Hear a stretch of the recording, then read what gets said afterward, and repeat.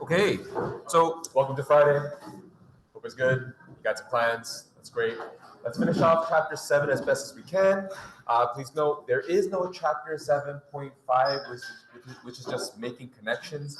I have been doing lots of half-life questions and other word questions embedded throughout everything. So just visit those and practice those. We'll be good. As you know, in front of our class, there's a handout from 7.4, as well as a review kind of thing that I thought I'd give it to you. I thought I'd give it to you ahead of time. Okay, that's basically what I had planned for Monday. But as you can see, you might as well just get started because today is going to be essentially the same as we've always done. Question?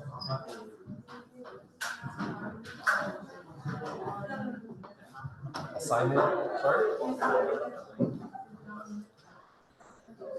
Assignment next week is, you can think about it as chapter 7. Chapter 6 is like logarithms. Then, did you post that for me? Then, pull that for me. Appreciate it. Okay. Class, let's get started.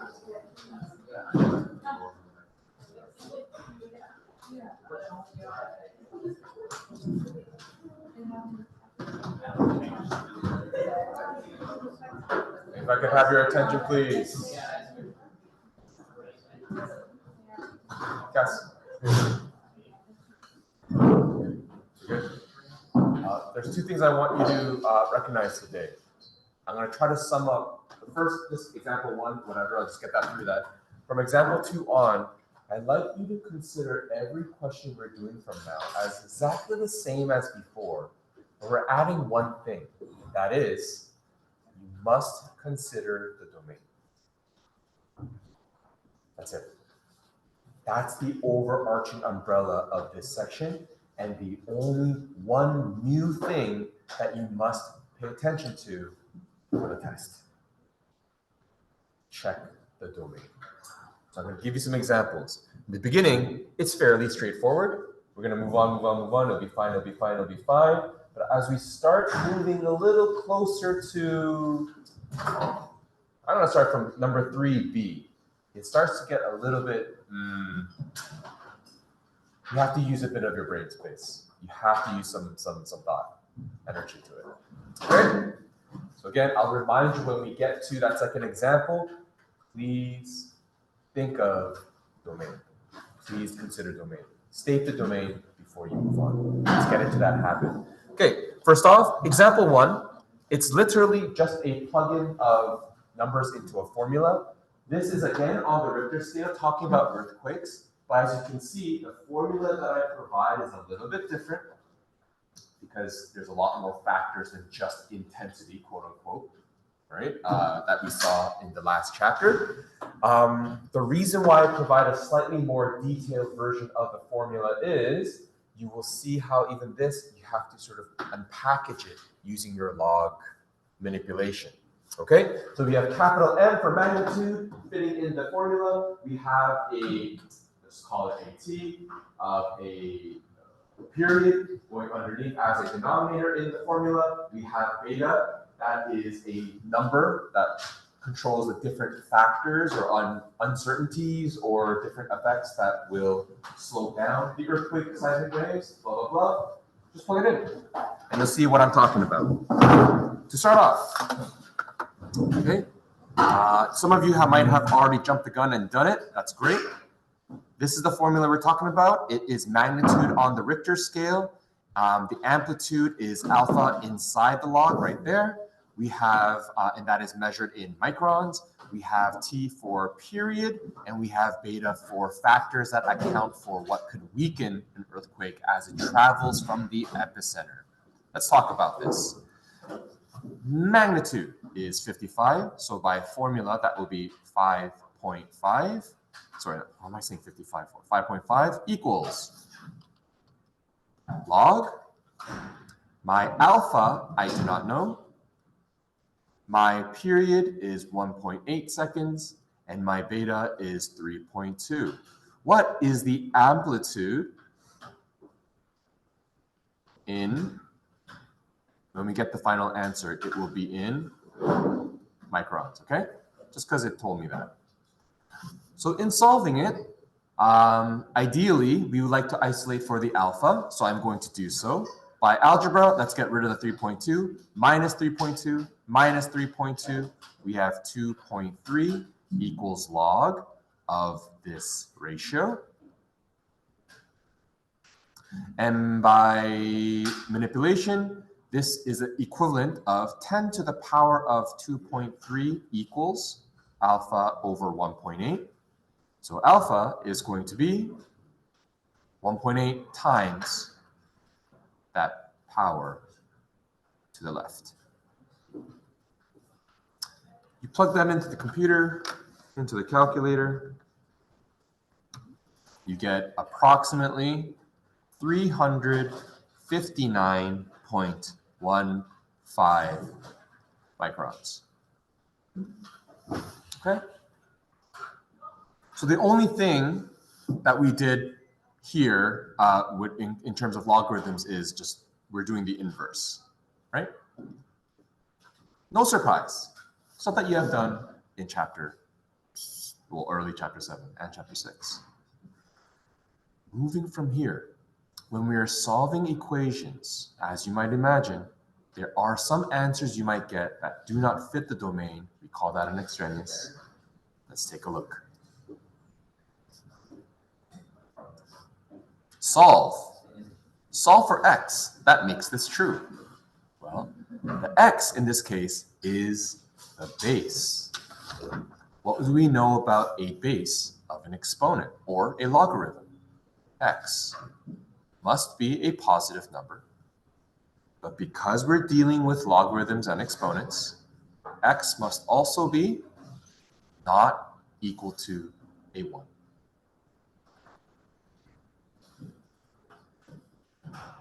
That's my domain. Something that the previous class asked is why does it have to be a positive? Once again, I could point you towards long time ago. This is pre-COVID. There was a student that asked me that, and we did have some time to discuss this. And I went into why an exponent shouldn't have a negative value as a base, because it doesn't turn into a function. Like for example, if I have -2 to the power of an x, that's not a function. If you try to graph that, you get some really wonky results, and it's not something that we can do. Being able to do this and graphing it also essentially means you can square root a negative value. And I can go into that, but either we talk about it, at lunchtime together, okay, when you come in to talk, or we can, I can point you to a video that I made and just uploaded a long time ago. Okay, so just bear with me and just assume that this is correct. This is how we defined exponents anyways. Moving on. Knowing that this is true and we've made our domain, we are going to solve. So I'm going to do it this way. I think it's best to do an inverse. Do you have to do it this way? No. But I think it's the easiest.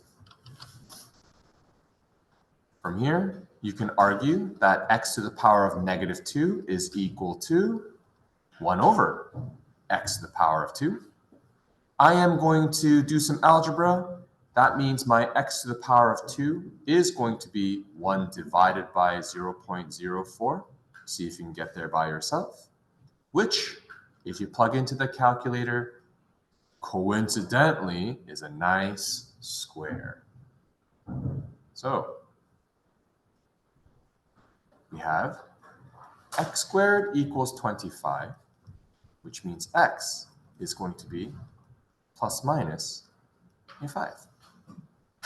So we should be done, except one of them is extraneous. What does the domain say?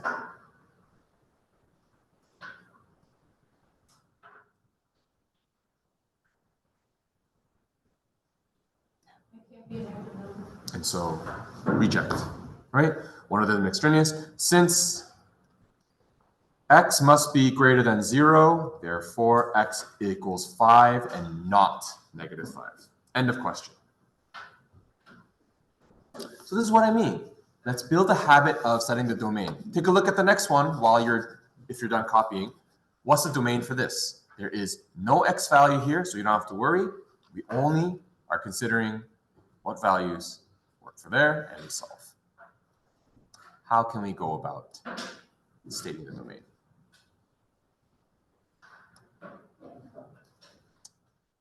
Let's state the domain here. You know that as a logarithm, I don't care about the base, right? As long as it fits.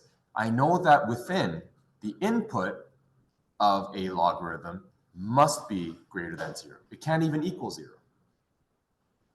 From there, we use what we learned about inequalities, even switching sides. You got to be careful of that, okay?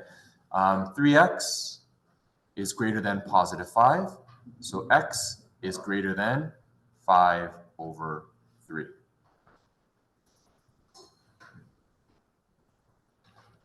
By the switching sides, I mean, what if I gave you a 3x is greater than 5? Negative 3x is greater than 5?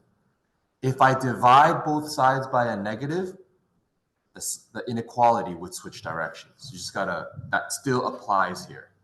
It's not like that disappears because we're not in that part of the textbook. Okay? So please be careful. So we have a domain. X must be bigger than 1.66666. Let's do it. How would you go about solving this? Yep.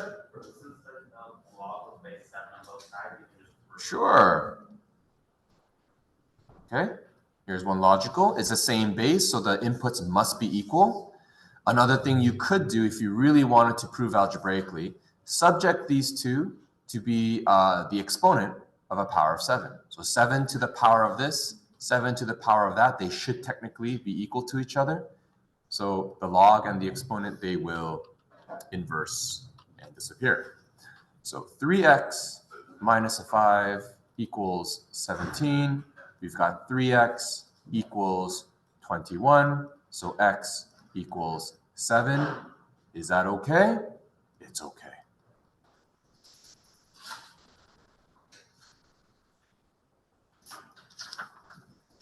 So that was what I would have wanted to do yesterday after our mini test. Took about 10 minutes. Just to show you domain. Okay? For example 3, can we just do the domains? I want to show you how different it can be. So when you're ready, flip the page. Let's work on the domains of both of these questions. For this question, the only thing we need to consider is that. And so 30x must be greater than 0. And so x has to be greater than 0. Simple, straightforward, no big thinking. What about the next one? I do want to give you a minute. There are 2 different logs that you have to consider. And so I'm going to say, put both of them in a different scenario.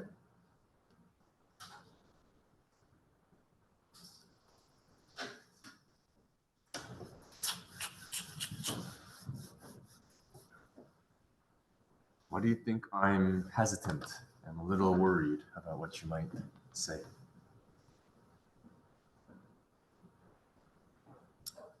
Without proving, using your logical deduction, what is the domain of x?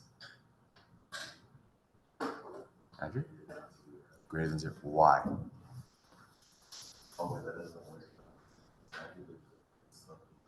Right. So let's divide this, okay? Here is very straightforward. X has to be bigger than 0. But here, because it's a square, x could be any number, and it still will be bigger than 0. So here's the problem. How do I prove that? Anytime you have something with a square, well, just like this rather, if you have to do a square root on both sides, it's not so simple as that because you're creating a plus minus position. So what you have to do, if you ever create a plus minus situation, you have to do cases. Let's pretend I have a positive x that's being squared. Case 2. Let's pretend there's a negative x that's being squared. Cases are something that are often used for absolute functions, the things that we didn't really do. When you have absolute values, you have to test when something is a positive and when something is a negative, and then do some more stuff with it. We didn't do that in grade 12, but you'll probably be eased into it sometime in university. And so, consider this. If I square root both sides, x must be, a positive x must be greater than 0. No change. But for case 2, if I square root both sides, a negative x must be greater than 0, which means divide both sides by a negative. X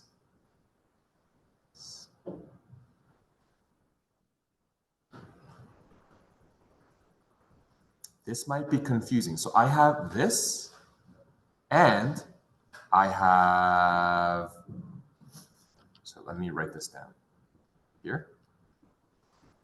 I have this versus I have these at the same time. As a number line, I'm going to give you a visual so that it might help you. Here's my 0. What does this tell me? This tells me I don't include the 0, but all my x values have to be bigger than 0. For my x squared is greater than 0, I don't include 0, but x can be bigger than 0. X can also be smaller than 0. What do we consider to be our true domain? Simple. My x values have to be okay for both. A simple way of saying it is, my domain is where both of them overlap. That's my true domain. In other words, as long as we're here, we're good. Another way you could think about it as is this one is more strict. This one has more limitations. So this is what we have to obey. We can ignore the other parts. Yes? Case 2, did you root both sides? I did. That's negative. No, I'm assuming that a number inside is negative, but that negative was squared. So it's a negative value that was squared, and so if I do this, I'm left with just a negative value. Okay, so it's like 4 is 2 squared, or 4 equals negative 2 squared, and I'm just square rooting both sides. It's possible, right? So here we go. Now that I know that this is my domain, now we can solve. Okay? Let's practice. Okay. So domain can be tricky. How would you solve this one? And how would you solve that one? How about I ask you to try this, because this is literally just like some of your mini test questions. I'm going to pause the video and give you a couple of minutes to try. All right. Let's try it. Something like this.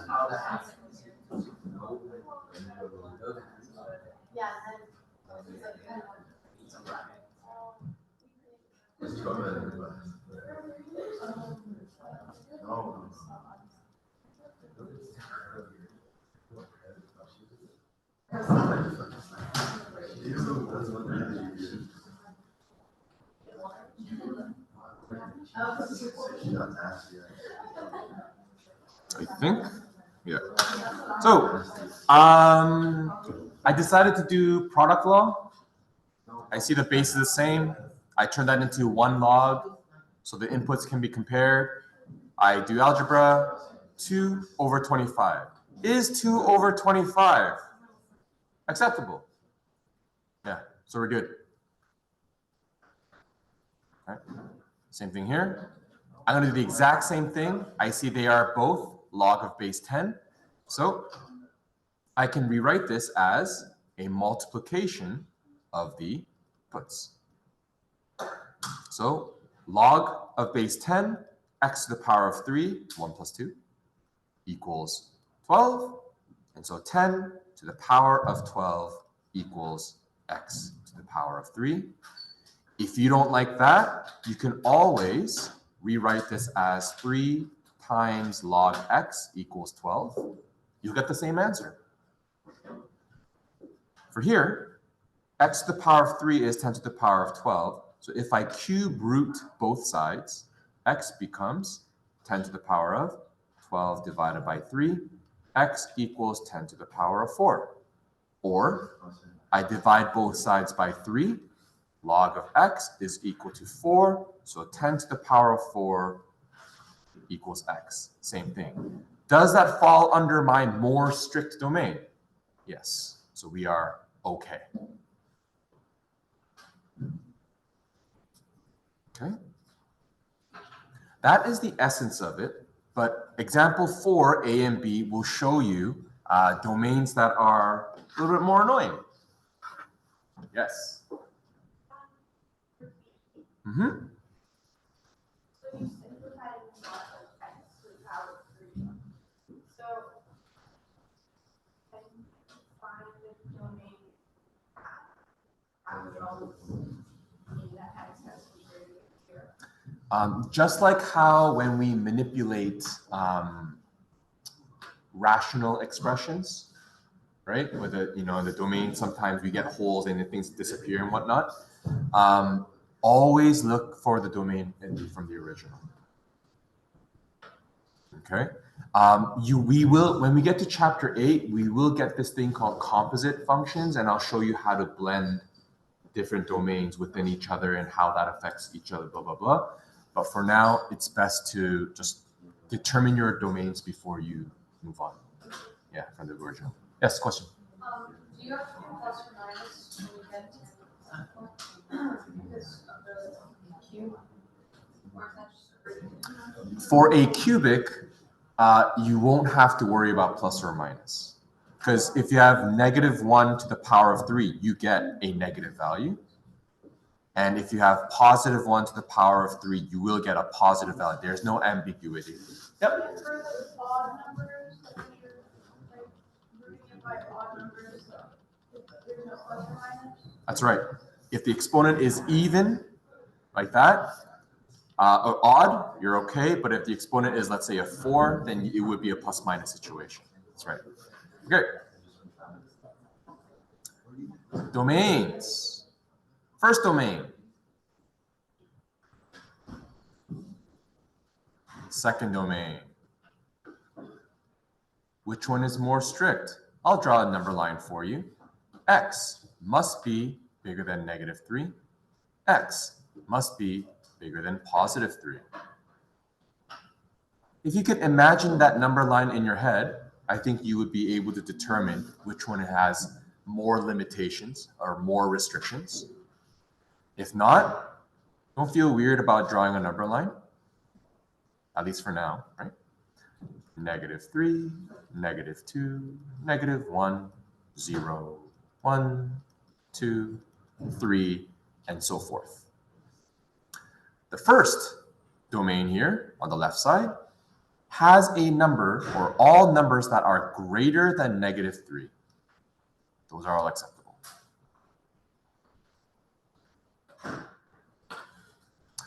The other, x is greater than 3, means my arrow begins here. Which one has more restrictions, or which area of the number line do both exist, or are both are included? I'll be right there. So this area is our true domain. We only have to worry about that. Any numbers that's within here works for the first domain, but does not work for the second, so they would be rejected. Okay, so let's solve. I'm hoping you already see it. I have a binomial multiplying another binomial. Fun times. Log of base 2, x plus 3 times x minus 3 equals a 4. It's going to be a difference of squares.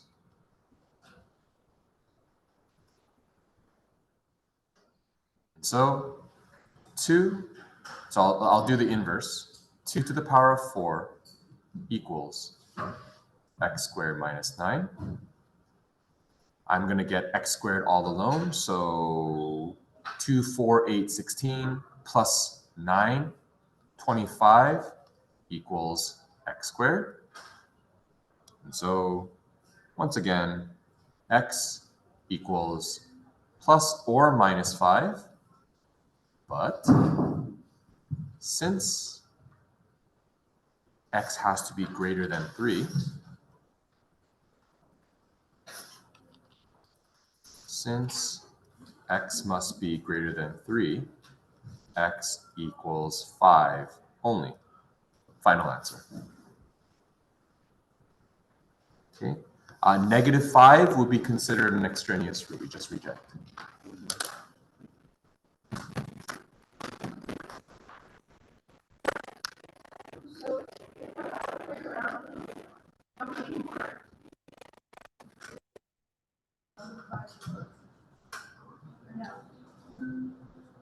I'm confused with the question. You said if it was the other way around, as in if it was like this. Yeah. So if the domain was like that, then yes, 3 and under and negative 3 and under. So this part would be where we are considering, yes. Any other questions before we do our thing here? Yep. Is there gonna ever be like something where there's no answer, or like it doesn't fit either something? It's possible. You would say like it just doesn't exist, like No solution. Yep. That's that. No solution is an answer. Yeah. Any other questions? All right. Everyone, consider this answer right here. It's a quadratic. What shape does that take? That's right, hands up in the air, which means if I asked you to input a quadratic in there, what does that mean?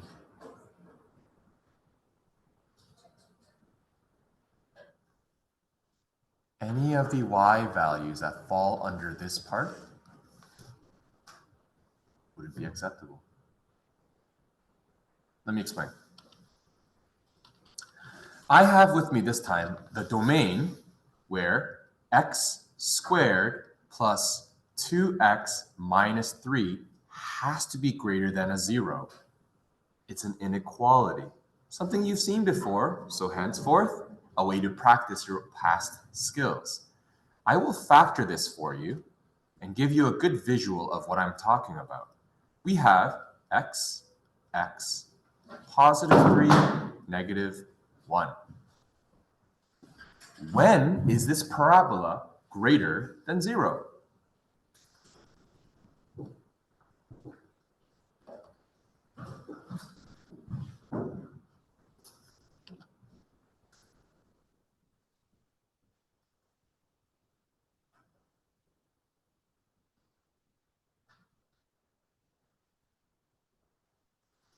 Yep.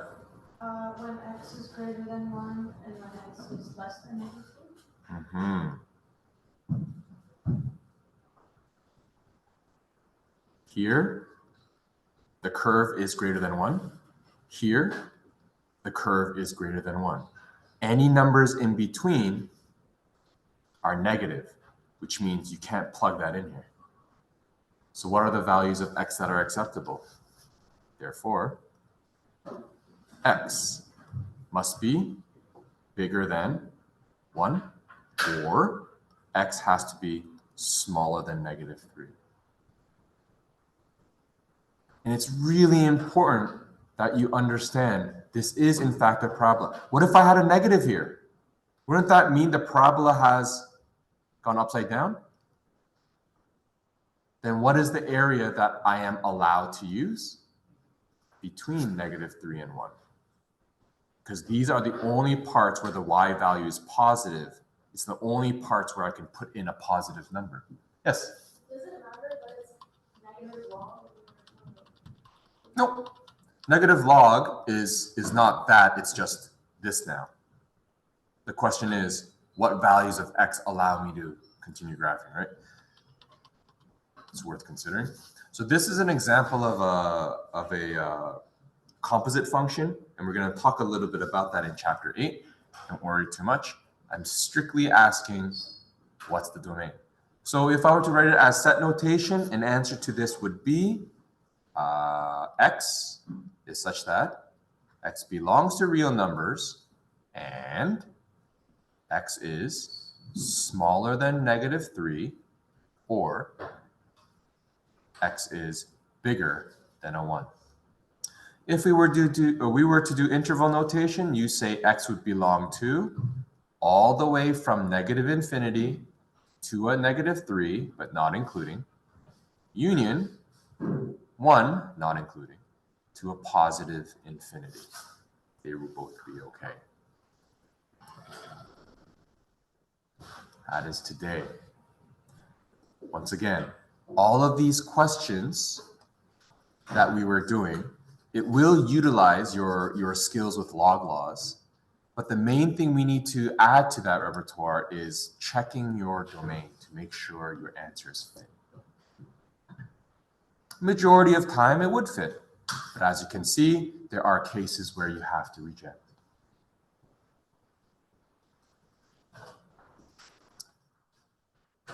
Any questions? Yep. Could you use interval charts to also find these notation? Absolutely. So any technique that you have used to solve inequalities, including an interval chart, fair game. Like if you did this, you plugged in your -3 and my 1, because that's my x-intercepts. You put x plus 3, x minus 1. What is the function? When is the function going to be positive? You see that, right? It's again a review of what you have done in the past. Example 5, I'm going to set this up and then you can try it and then copy if you want to. I'll give you a few minutes to do so. Solve the following system of equations is essentially saying point of intersection. When is log 2 base 2 of 2x going to equal a log of x with the base of 4? Okay, the rest of class you can do as you see fit. I'll pause the video and just, give yourself a chance to try it. And then I'll fill this in and upload it for you for your benefit in the future. You have your review sheet, I think, right? I'm giving it to you ahead of time because that's what I plan to give you on Monday, but I might as well let you have the weekend to try it if you have time, for those of you who do. If not, do what you can. Our test is scheduled for Tuesday. Any questions? Okay, then the rest of class, I will pause this video and do the answer key for you in a second. The rest of that, for everyone else who's interested or versus not interested, you figure out what you want to do. And finish this off. Julian, how did you decide to do it? Since it's like a different base. Yeah, so we could do change of base, or we could try to turn this into a 2.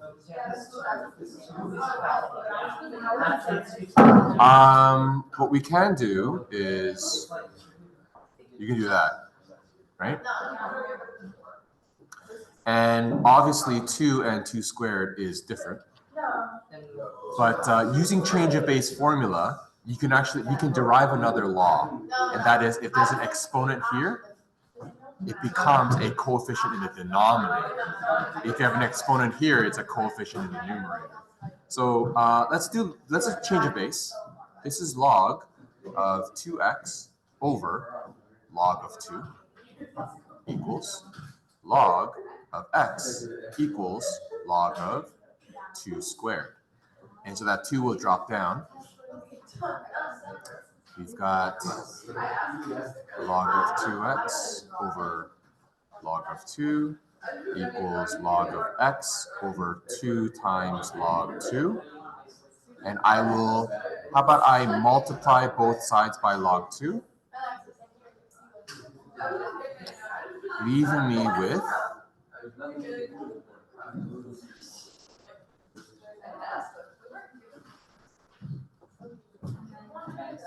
now, 1 second. I'm going to multiply both sides by 2. Okay. And so I have this equals that. I think the best way to go about here is to separate it with product law.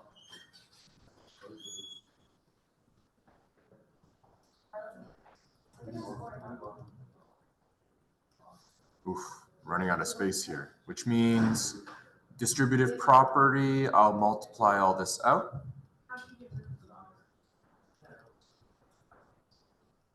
I'll subtract both sides by negative, by 2 log x.